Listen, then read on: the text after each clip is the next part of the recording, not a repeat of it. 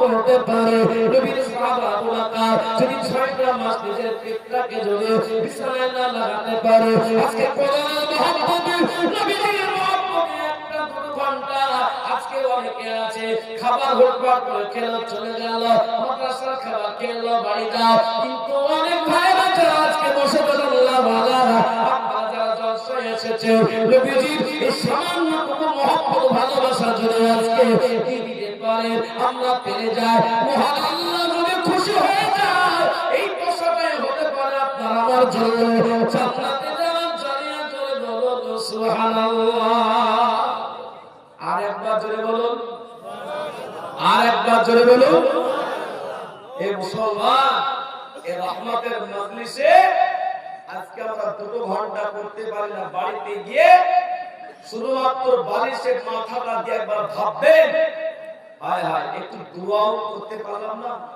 আর সব জায়গাতে দোয়া করে যাই না নবীজি সাহাবা আবু বকর সিদ্দিক রাদিয়াল্লাহু তাআলা আনহুকে নবীজি বলেন সাহাবা আবু বকর দেরি করো না দেরি করো আবু বকর বলছেন হুজুর আমি আজ থেকে 6 মাস থেকে ব্যাটিং পত্র গুটিয়ে একবার টোটালি রেডি হয়ে আছি কারণ আপনার কখন আল্লাহ হুকুম দিয়ে দিবেন আপনি আমাকে ডাকবেন আর আপনার সাথী হয়ে আমি চলে যাব আর যদি দেরি হয়ে যায় তাহলে বিয়া দেরি হয়ে যাবে হুজুর হযরত আবু বকর সিদ্দিক রাদিয়াল্লাহু তাআলা দেরি করলেন আবু বকর বলেন নবী একটা উট আপনার জন্য আমি ক্রয় করেছি নবী আর একটা উট আমি আমার সওয়ারের জন্য ক্রয় করেছি নবী আপনি যে উটটা নেবেন আপনি নেন সেই উটের উপর সাওয়ার হন আমি আর একটা উটের উপর সাওয়ার হব বিশ্বনবী সাল্লাল্লাহু আলাইহি ওয়াসাল্লাম আবু বকর ও আবু বকর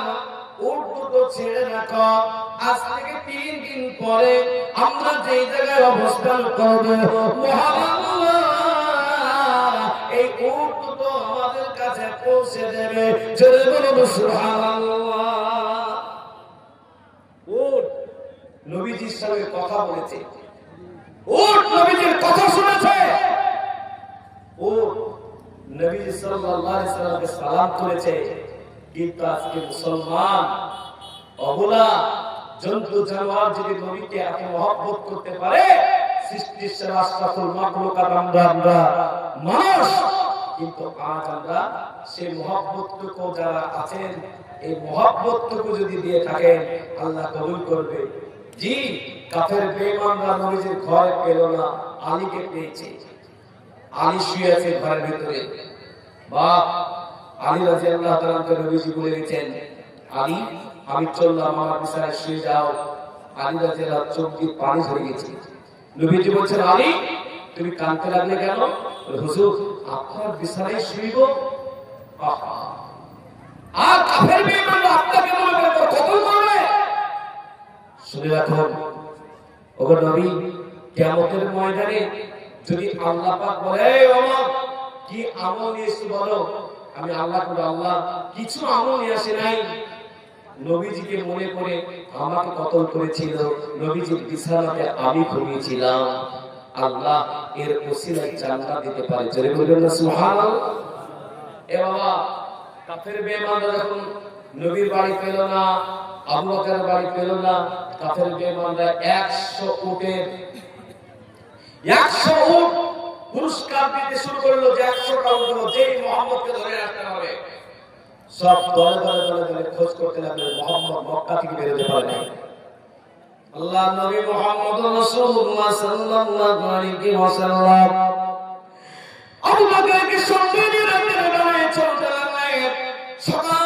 যখন হয়ে গেল আল্লাহ নবী আবু বকর আজ যেতে হবে না দিন হয়ে যাবে না যেতে হবে না ওই যে একটা পাহাড় দেখতে আছো আর পাহাড়ের কাছে একটা গর্ত আছে একটা আপনার সুড়ঙ্গ আছে সেই জায়গায় আমরা একটু আত্মগোপন করবো সেই জায়গায় আমরা থাকবো সেই জায়গায় আমরা থাকবো এ বাবা আল্লাহ রাসূল সাল্লাল্লাহু আলাইহি ওয়াসাল্লামের সাহাবা আবু বকর তিনি উপরে দাঁড়িয়ে গেলেন নবীজি আমি একটু ভিতরে প্রবেশ করছি আপনি একটু দাঁড়ান বিশ্বনবী সাল্লাল্লাহু আলাইহি ওয়াসাল্লাম সাহাবা আবু বকর ভিতরে প্রবেশ করলেন গুহাটার নাম হলো গারে সূর কি নাম বললাম জোরে বলুন জয় বলুন গানে সুর।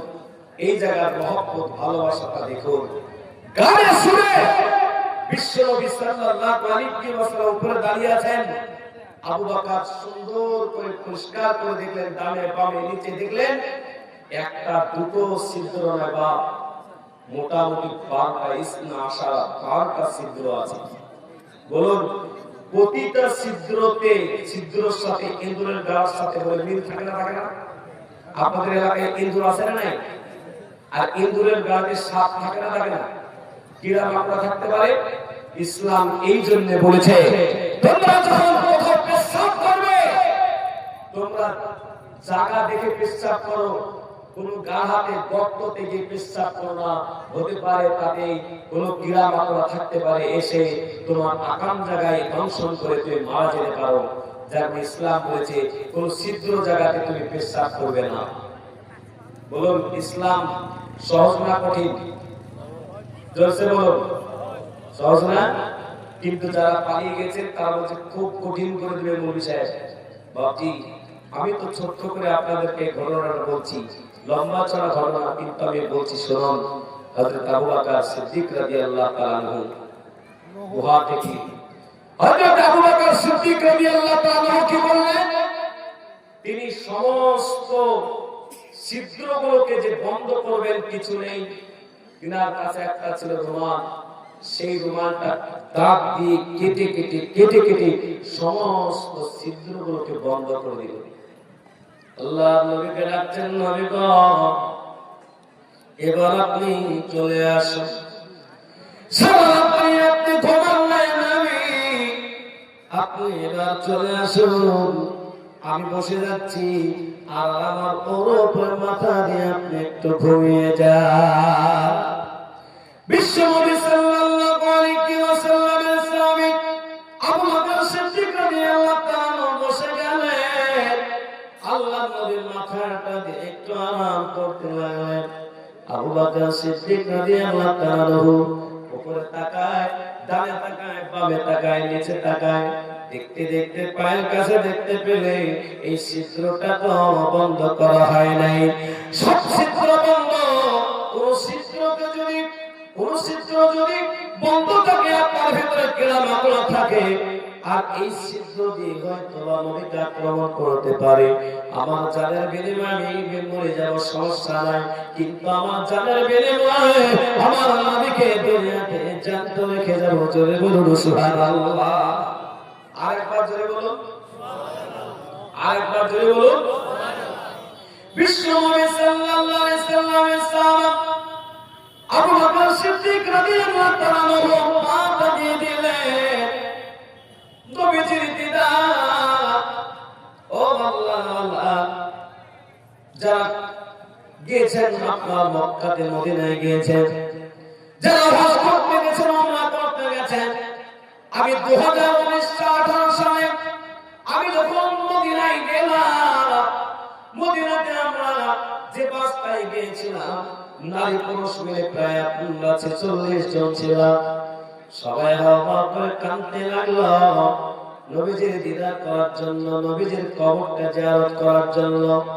সবাই কাঁদতে লাগলো নবীজির সবুজ গম্বুজটা দেখে, বাসার ভেতরে হাওয়া করে কাঁদতে লাগলো। একজন বৃদ্ধ লোক সে বলছে আমি বাস থেকে নামার পর আমি হোটেলে যাব না, আমি বিশ্ব নবীর জিয়ারতটা করব। বাস থেকে যখন নামলাম এরকম একটা বৃদ্ধ লোক সঙ্গে সঙ্গে বাস থেকে নেমে তার সামানের কোনো খবর নাই, নবীর প্রেম ভালোবাসায় সে দৌড়ে চলে যাচ্ছে।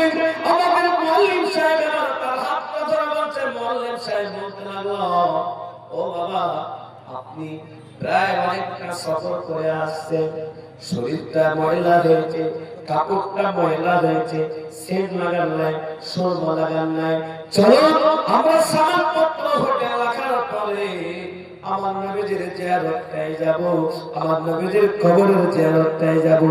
ওই জায়গায় আমরা নতুন কাপড় পরব, গোসল করব, নতুন কাপড় পরে সেন্ট লাগিয়ে আমরা নবীজির জিয়ারতে যাব।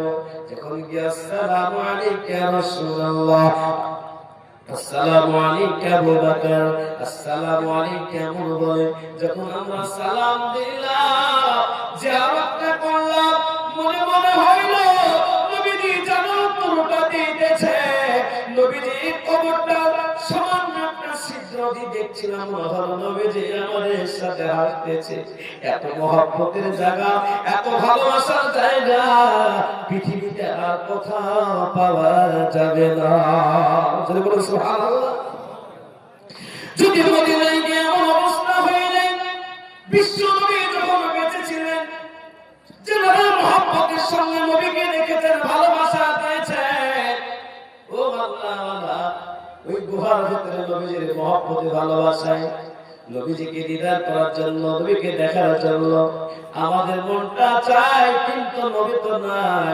নবীজির কবরটা দেখা তাদের সৌভাগ্য হয়েছে।